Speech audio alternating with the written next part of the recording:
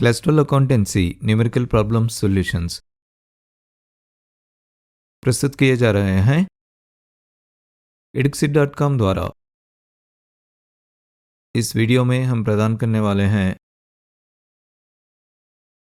Reconstitution of A partnership firm, admission of A partner, problem 5 solution. हमारा problem statement है P&Q और partners sharing profits in 2:1 ratio.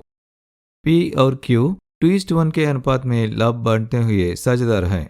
They admitted R into partnership, giving him 1/5 share, which he acquired from P&Q in 1:2 ratio.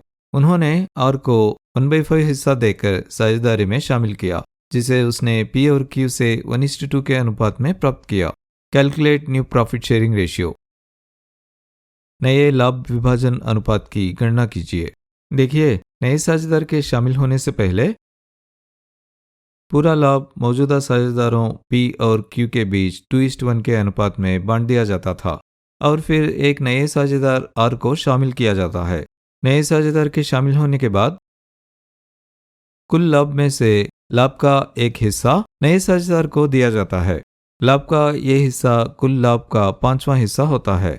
ये भी दिया गया है कि ये लाभ नए साझेदार R को पुराने साझेदारों P और Q से 1:2 के अनुपात में प्राप्त होता है।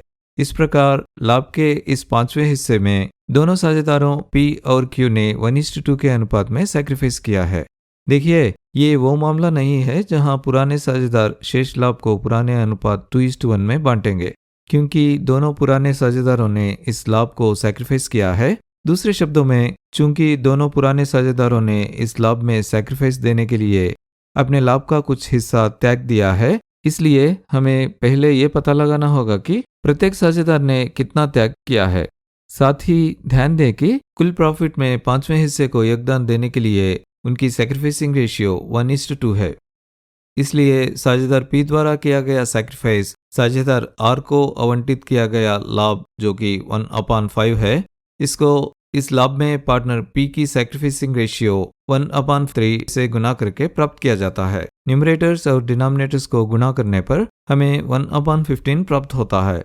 अब साझेदार Q द्वारा किया गया सैक्रिफाइस साझेदार R को आवंटित किया गया लाभ, जो कि 1/5 है, इसको इस लाभ में पार्टनर Q की सैक्रिफाइसिंग रेशियो 2/3 से गुणा करके प्राप्त किया जाता है। न्यूमरेटर्स और डिनोमिनेटर्स को गुणा करने पर हमें 2/15 प्राप्त होता है।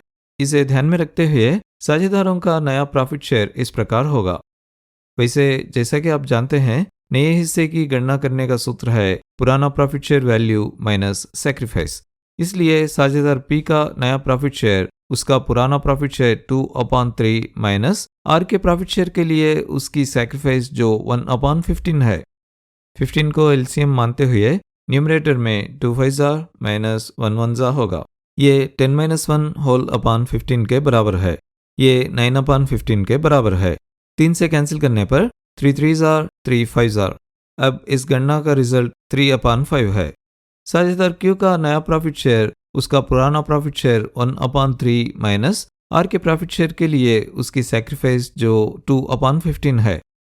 15 को एलसीएम मानते हुए न्यूमरेटर में 1 5 माइनस 2 1 होगा। ये 5-2/15 के बराबर है।